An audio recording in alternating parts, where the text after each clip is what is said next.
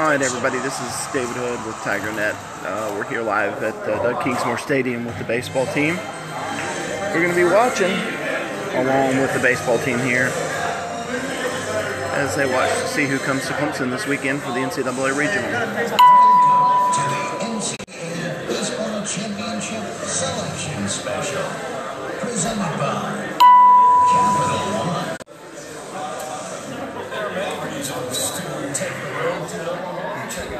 So the show has started. Down there we got Don Munson and Dan Radakovich, the athletic director, Monty Lee, Andrew C., Mr. Mahoney, Clemson's play-by-play group. Sounds like the show has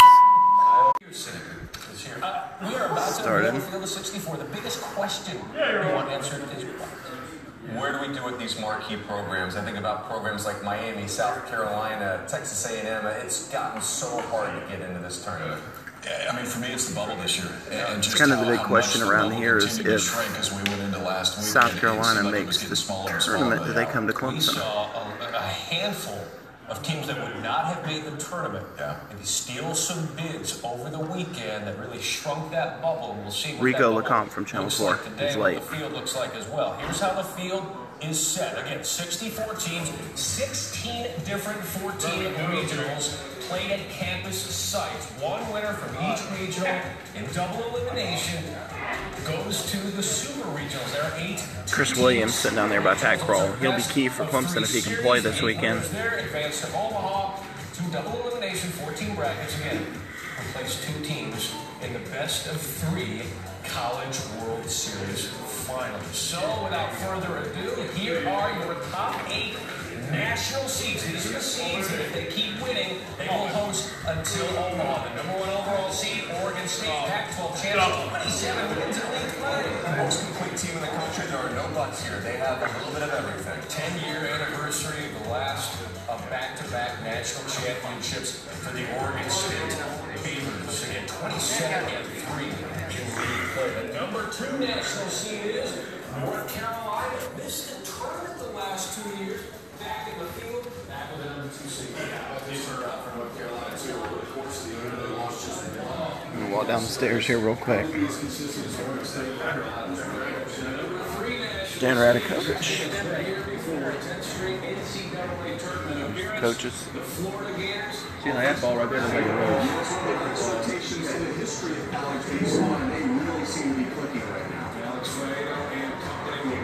Monty Lee waiting to see who's going to show up here this weekend.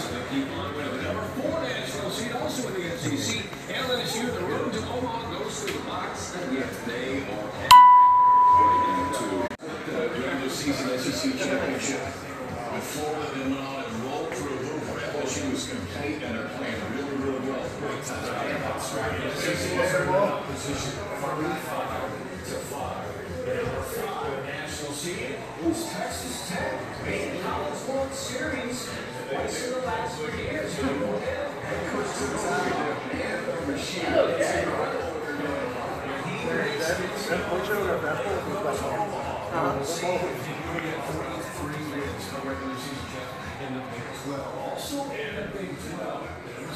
Take you away for just a second.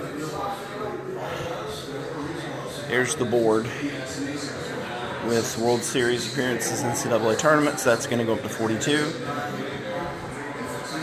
All-Americans, MLB players. Going back to the TV in a second.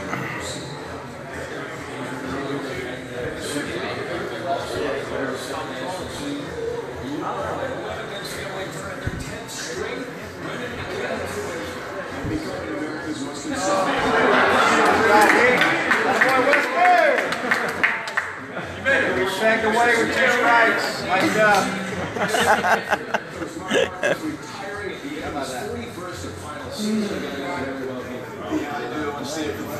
They finished 20-23 to finish the season, 21-9 in Pac-12, and a great non-conference schedule for Stanford. 40 wins on the year. The Niners final run. Again, just like North Carolina, this is the tournament last couple of seeds. Here they are as a #8 national seed. Let's talk about these national seeds. Runes, do you agree with the top 8? Yeah, for me, Stanford was the team that had to be 8th. They went 21 of 23 down the stretch. And, you know, for Stanford, it's a really good club on the mound. They really play defense. I thought that was solid. Yeah, I agree. I mean, for me, it was between Stanford and Kentucky. Honestly, I think you could have flipped a coin and been right with either one. But the way that Stanford finished, and you take Oregon State out of the Pac-12, Stanford finishes and wins the league by 2 games. Oregon State sweeps them. Besides that, Stanford was really good in the league. They were very good out of it.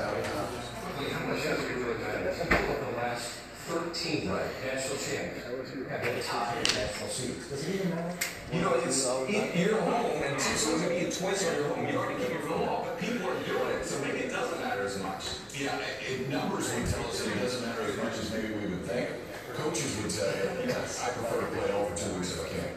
There have been 144 top 8 national seeds in this format. 81 of them have made the CWS. It's 56%. So those are slightly better than a coin flip to get to Omaha. All right, those are the top 8 national seeds. Now, last night, the NCAA, the selection committee, unveiled all 16 regional hosts. Here And there's Clemson, one of the 16 regional hosts. we are very good at geography. Fayetteville, Arkansas, State Regional, Hattiesburg, USF, Pete Taylor Park, going to be packed out for that one. Houston, Lexington, Kentucky, hosting a regional.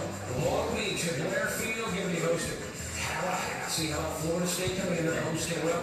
Winston-Salem, Wake Forest, another ACC host, along with Clemson getting a hosting bid. Doug Hinsmore stated that not everyone was on board. Not everyone was on board with that. That's Virginia player Pavin Smith. Clemson split the season series with Virginia 2-2. Won 2 out of 3 here. Lost in the ACC tournament. Is it ridiculous that Clemson is a host? Yeah, I think it is. You know, I would say this. Pavin Smith's tweet, that's plus. Hashtag plus. That's awesome. But I think Clemson finished so poorly, 4-11 in the ACC down the stretch. It feels like that should have been the difference. Yeah, this one surprised me. I thought it should have been Virginia, and I actually think it was fairly clear that it should have been Virginia, the way that Clemson finished. They split ended up splitting the series 2-2 because Virginia beat them in the ACC tournament and beat them handily in the ACC tournament. Clemson beat them 2 out of 3 during the regular season. Virginia's the first 40-win team within the ACC to not host since 2009, and it was them that year that didn't host. So I think it was surprising to many that Virginia isn't on the list. Virginia, when we talked to Scott Tidwell, the committee chair of the selection committee here for baseball, Virginia, he cited their non-conference schedule 235. But Clemson lost 11 of their last 12 games against ACC competition. So you're going to see this a lot. You use facts to back up whatever argument you make, and right there, Clemson fading down the stretch, but here they are at home. Yeah, and I think the metrics can tell any story you want them to tell. And you know, Clemson did play a great non-conference strength of schedule. But I think you talk about Virginia's offense. That's a dynamic offense. Yeah, it's one of the best offenses in the entire country. Ainsley Smith getting it done, but they will go on the road. Who else is going on the road? Well, everyone that wasn't mentioned as a host, who's in, is headed on the road. And who's going to Corvallis? Again, Oregon State, the #1 overall seed, Pac-12 champ, conference record of 27-3. They will open up against Regional 4 seed Holy Cross Crusaders, featuring the first NCAA tournament in 39 years. Congrats to them. The 2 seed Corvallis nevertheless NCAA tournament appearance. Big Ten regular season champs. Jake Myers, 2-way player there for the Huskers, who will open up against the 3 seed.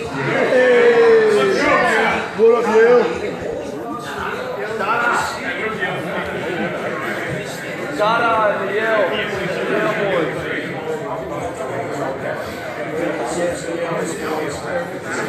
Stop,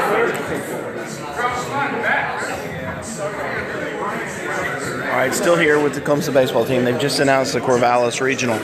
Be interested to see where Clemson winds up. I mean, if they were maybe the number 16 regional host, they could wind up going to Corvallis if they win.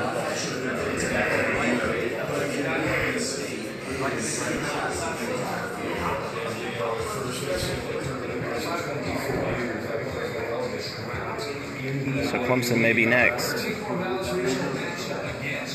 Yep. Clemson's matched up against the Corvallis Regional.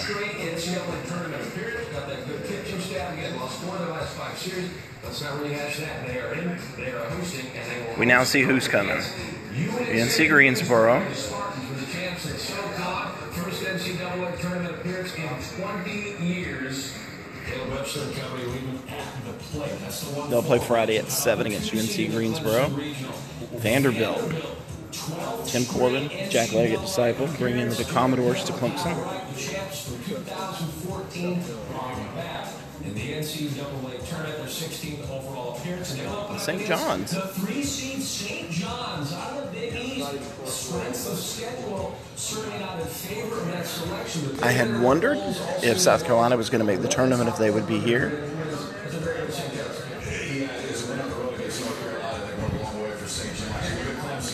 So again, if Clemson wins this regional and Oregon State wins theirs, Clemson will go to Corvallis, Oregon for the Super Regional.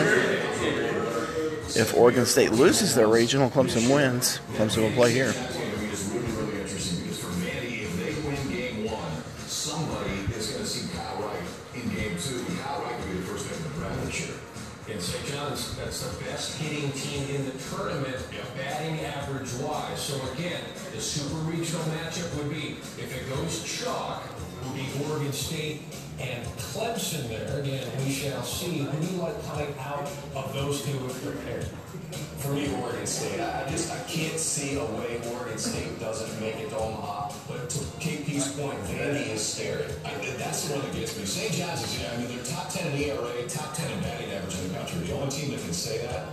But Vanderbilt has a real dude from game 2. And Patrick Brady's been great on the front. And that switch, moving right to game 2, maybe to game 1. If they win game 1 in any series, they have the advantage on them in game 2. Again, you see all the matchups, you see all of the times, the networks, everything available on the ESPN app. And you can watch this on Bases Loaded as well. More on that coming up. How about the next regionals we can do down the left-hand side? All right, that's it for Clemson. The 49ers with the chance of the Big West, 21st NCAA appearance and the 3rd in their last 4 years. They're matched up against San